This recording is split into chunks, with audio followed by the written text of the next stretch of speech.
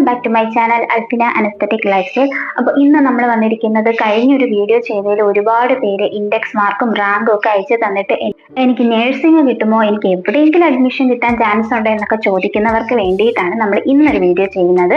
ഇത് മാക്സിമം നമ്മുടെ സെൽഫ് ഫിനാൻസിങ്ങിന്റെ കാര്യങ്ങൾ കുറച്ച് പറയുന്നുണ്ട്, പക്ഷേ പ്രൈവറ്റ് കോളേജസിന്റെ കാര്യങ്ങൾ പറയുന്നില്ല. ഇതിലെടുത്ത് പറയാണ് government colleges and self financing കോളേജസുമായിട്ട് ബന്ധപ്പെട്ട രീതിയിലുള്ള പെർസെൻറ്റേജും റാങ്കും ഒക്കെ കണക്കാക്കിയിട്ട് നമ്മൾ ചെയ്യുന്ന വീഡിയോയാണിത്. അപ്പോൾ ടോട്ടലായിട്ട് നമുക്ക് 14 ഗവൺമെന്റ് കോളേജസ് ആണുള്ളത്. ഒന്നാമത്തേത് government college of nursing Alappuzha, പിന്നെ കണ്ണൂർ, കോഴിക്കോട്, കോട്ടയം, തൃശ്ശൂർ, കൊച്ചി, കൊല്ലം, മഞ്ചേരി, പത്തനംതിട്ട, കാസർഗോഡ്, ഇടുക്കി, വയനാട്, പാലക്കാട്, തിരുവനന്തപുരം. ഇത്രയും ഗവൺമെന്റ് കോളേജസിൽ ആർക്കൊക്കെ ഏതൊക്കെ കാറ്റഗറിയിലുള്ളവർക്ക് എത്ര റാങ്ക് വരെ ഉള്ള കുട്ടികൾക്ക് കിട്ടും, ഉറപ്പായിട്ടും കിട്ടും എന്നതാണ് നമ്മൾ ഇന്ന് ഈ വീഡിയോയിലൂടെ പറയുന്നത്. അതുപോലെ തന്നെ നമ്മുടെ സെയിം പ്രോസ്പെക്ടസിലേക്ക് തന്നെ വരുമ്പോൾ കാണാൻ സാധിക്കുന്നതാണ് റിസർവേഷൻ പെർസെൻറ്റേജസ് ഇതിൽ കാണിച്ചിട്ടുണ്ട്. നമ്മൾ ഓൾറെഡി ഈ റിസർവേഷൻ പെർസെൻറ്റേജ് ഒക്കെ പറഞ്ഞിട്ടുള്ള ഒരു വീഡിയോ ഓൾറെഡി ചെയ്തിട്ടുണ്ട്. അപ്പോൾ നമ്മൾ ഇന്ന് പറയാൻ പോകുന്നത് ഞാൻ ഓൾറെഡി കാൽക്കുലേറ്റ് ചെയ്ത് വെച്ചിട്ടുണ്ട്. അതായത് ഞാൻ നേരത്തെ നിങ്ങളോട് പറഞ്ഞല്ലോ, ഗവൺമെന്റ് കോളേജസ് നമുക്ക് 14 കോളേജസ് ആണുള്ളത്. അതിൽ എല്ലാത്തിലും എത്രത്തോളം സീറ്റ് ഉണ്ട് എന്നതും അതിൽ തന്നെ കൊടുത്തിട്ടുണ്ട്. അപ്പോൾ ആ സീറ്റുകളെല്ലാം കൂടി കാൽക്കുലേറ്റ് ചെയ്യുമ്പോൾ നമുക്ക് കിട്ടുന്ന ഒരു വാല്യൂ എന്ന് പറയുന്നത് 1090 ആണ്. അതായത് 1090 കുട്ടികൾക്ക് ഉറപ്പായിട്ടും എന്താണ് ഗവൺമെന്റ് കോളേജസിൽ സീറ്റ് കിട്ടും. ഇനി ഈ 1090 കുട്ടികൾക്ക് വരേണ്ട റാങ്ക്, ഓരോ കാറ്റഗറിയിലും വരേണ്ട റാങ്ക് ഏതാണ് എന്നതാണ് നമ്മൾ ഇന്ന് കാൽക്കുലേറ്റ് ചെയ്യാൻ വേണ്ടി പോകുന്നത്. നമുക്ക് റിസർവേഷൻ പെർസെൻറ്റേജ് വീതം തുടങ്ങാം. ആദ്യത്തേത് സ്റ്റേറ്റ് മെറിറ്റ്, അതാണ് SM എന്ന് പറയുന്നത്. സ്റ്റേറ്റ് മെറിറ്റില് പെർസെൻറ്റേജ് നിങ്ങൾക്ക് നോക്കിയാൽ കാണാൻ സാധിക്കുന്നതാണ് 50% ആണ് വന്നിരിക്കുന്നത്. അതായത് ടോട്ടൽ ഗവൺമെന്റ് കോളേജസിലുള്ള സീറ്റ് എന്ന് പറയുന്നത് 1090 ആണ്. അതേ ഡിവൈഡഡ് ബൈ 2 അങ്ങ് ചെയ്യുക. 545 545 ആണ് വരുന്നത്.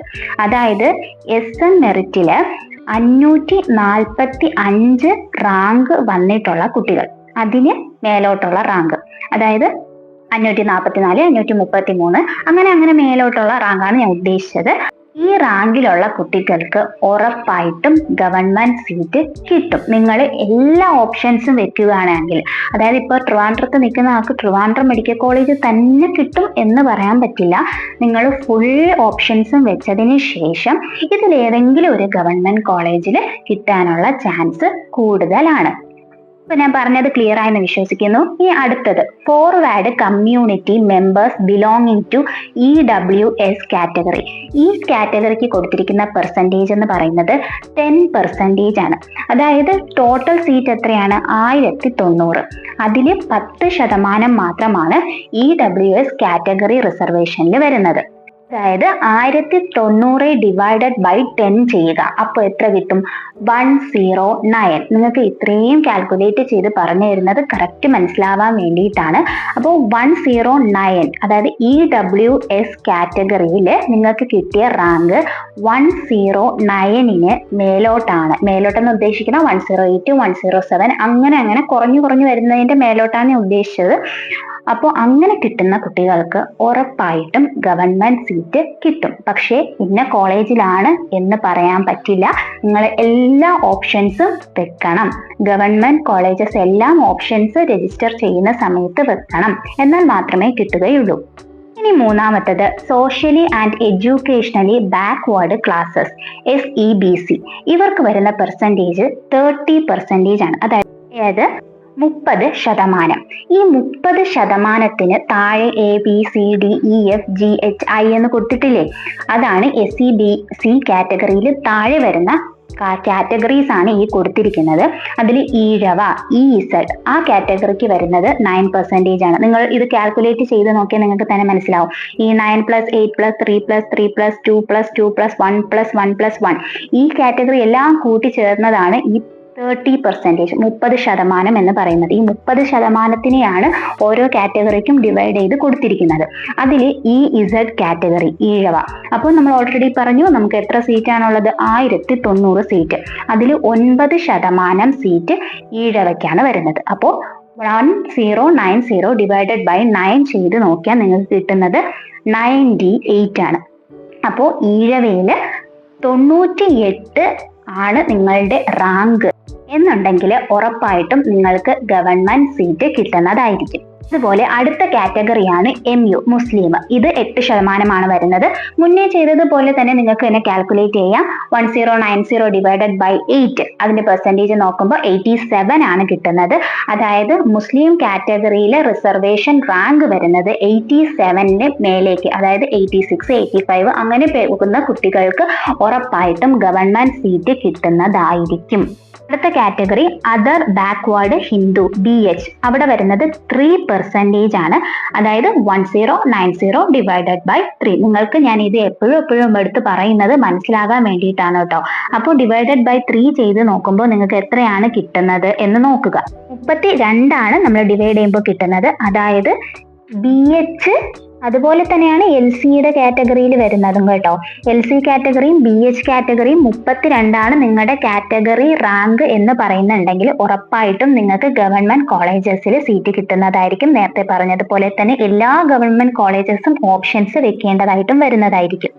അടുത്ത റിസർവേഷൻ വരുന്നത് ധീവര ആൻഡ് റിലേറ്റഡ് കമ്മ്യൂണിറ്റീസ് DVയും Vishwakarma and related communities VK. ഇത് രണ്ടും ഒരുമിച്ച് പറയുന്നത് രണ്ടുപേർക്കും 2% വീതമാണ് റിസർവേഷൻ വരുന്നത്.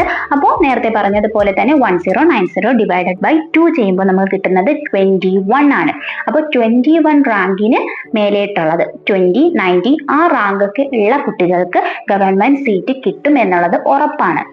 നെക്സ്റ്റ് റിസർവേഷൻ വരുന്നത് Kushavan and related communities KN, other backward Christian BX, Kudumbi KU. ഇവർക്ക് എല്ലാവർക്കും 1% ആണ് റിസർവേഷൻ വരുന്നത്. അതായത് 1090 ഡിവൈഡഡ് ബൈ 1 ചെയ്ത് നോക്കുക. അപ്പോൾ നിങ്ങൾക്ക് കിട്ടുന്നത് 10 ആണ്. അപ്പോൾ ഈ കാറ്റഗറിയിലുള്ളവർക്ക് 10 ആണ് നിങ്ങളുടെ കാറ്റഗറി റാങ്ക് എന്നുണ്ടെങ്കിൽ ഗവൺമെന്റിൽ നിങ്ങൾക്ക് കിട്ടാനുള്ള ചാൻസ് വളരെ കൂടുതലാണ്. ഷെഡ്യൂൾഡ് കാസ്റ്റ് ആൻഡ് ഷെഡ്യൂൾഡ് ട്രൈബില് അതിൽ ഷെഡ്യൂൾഡ് കാസ്റ്റിന് വരുന്നത് SC കാറ്റഗറിക്ക് വരുന്നത് 8% ആണ്. ടോട്ടൽ 10% ആണ് കേട്ടോ ഈ രണ്ട് കാറ്റഗറിയും കൂടെ ചേർത്ത് വരുന്നത്. അതിൽ 8% വരുന്നത് SCക്കാണ്.